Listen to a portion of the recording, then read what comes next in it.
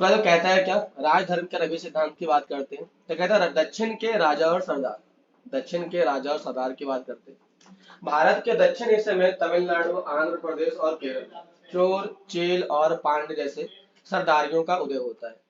इस प्रकार के सरदार और सरदारियों की जानकारी अलग अलग स्रोतों से मिल जाती है। ये क्वेश्चन आपका आया हुआ है कि दक्षिण भारत के जो हमारे पास लोग थे, तमिलनाडु, आंध्र प्रदेश और केरल के चोल, चेर और पांड्य, तो चोर, चेल और पांड्य की जानकारी हमें मिलती कहाँ से? तो तमिल संगम ग्रंथ से मिल जाती। दूसरा, सिक्कों पर बनाए गए तीर और धनुष से मिल जाती है। तो ये दो तरीके थे जहां से हमें प्राचीन टाइम में सरदार और सरदारियों के अर्थात तो चोल, चेर और पांड्य की जानकारी मिल जाती है तमिल संगम ग्रंथ से, और सिक्कों पर बनाए गए तीर धनुष के निशान से मिल जाती है। कहता सरदार लंबी दूरी के व्यापार के लिए राजस्व को इकट्ठा करते थे, और इस प्रकार के सरदार और सरदारियों में सातवाहन और शक शासक शामिल थे। तो यहाँ पे क्वेश्चन आ सकता है कि जो सरदार थे, जो सरदारी थे, इसमें शामिल कौन था? तो शक शासक और सातवाहन शासक शामिल था, जो भारत के मध्य और पश्चिम उत्तर में भारत देखने मिल जाता है। तो भारत में जो सातवाहन और शक शासक थे, ये कहाँ में फैले हुए थे? तो मध्य में फैले हुए थे और पश्चिम उत्तर में फैले हुए थे। कहता है सातवाहन शासक का कार्यकाल जो होता है वह 2 BC से लेकर के 2 AD तक देखने को मिल जाता है।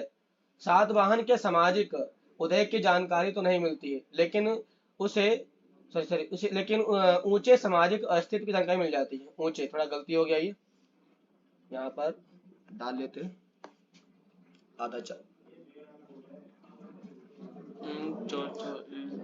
ऊंचे सामाजिक अस्तित्व की जानकारी मिल जाती है। इसी में हमारे पास टॉपिक जुड़ जाता है और वह है आपका वैदिक राजा। वैदिक राजा की बात करते हैं तो कहता है कि समय के राजा अपने आप को उच्च स्थिति प्राप्त करने के लिए देवताओं के साथ अपने संबंधों की स्थापना करते हैं। तो यहाँ से क्वेश्चन आया हुआ है कि जो साउथ के जो राजा हुआ करते थे, अपने आप को बहुत बेहतर करने के लिए या फेमस करने के लिए क्या क्या करते थे? तो देवताओं के साथ अपने संबंधों को ये लोग स्थापित क्या करते थे? देवताओं के साथ अपने संबंधों को स्थापित क्या करते थे ये लोग?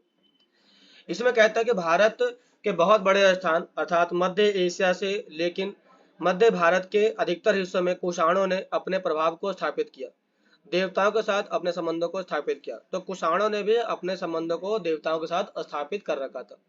तो पहला हो गया कुषाण हो गया, और ऊपर हो गया क्या? साउथ के राजा लोग हो गए थे। कहता कुषाण के बारे में जानकारी मिल जाती है अभिलेख और साहित्य से मिल जाती है। कुषाण ने अपने राज धर्म को प्रस्तुत करने के लिए सिक्के और मूर्तियों का इस्तेमाल किया था। सिक्के और मूर्तियां, तो हमारे पास एक बहुत बड़ी मूर्ति पाई गई थी बड़ी मात्रा में। आपके पास किताब में एक बड़ी सी मूर्ति बनाई गई है जिसका सिर नहीं है, सिर के नीचे का हिस्सा पूरा पूरा बाकी है, वो कुषाण की मूर्ति थी, कुषाण की मूर्ति।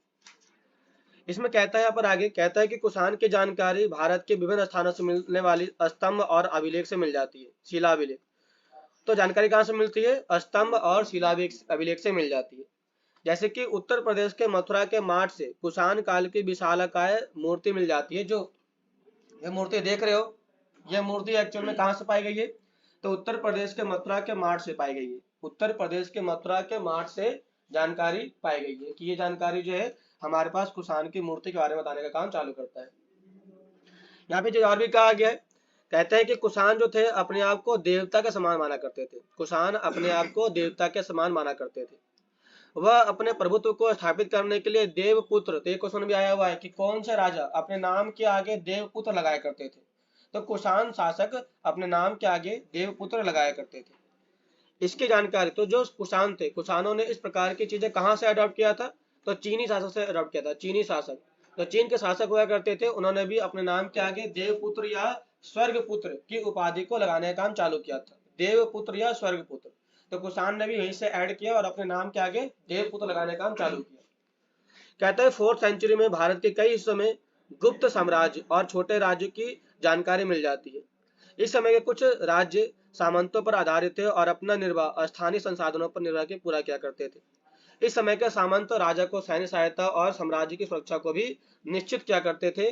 और गुप्त शासन का इतिहास साहित्य, सिक्के और अभिलेखों से मिल जाता है। इसके साथ साथ इतिहासकार के द्वारा लिखे ग्रंथों के माध्यम से जानकारी मिल जाती है। कहता समुद्रगुप्त के राजकवि हरिसेन के द्वारा प्रयाग प्रशस्ति अभिलेख की रचना की गई। तो ये क्वेश्चन आ सकता है, समुद्रगुप्त के राजकवि कौन थे? समुद्रगुप्त के राजकवि का नाम था हरिसेन। और हरिसेन ने क्या लिखा था? प्रयाग प्रशस्ति लिखी थी।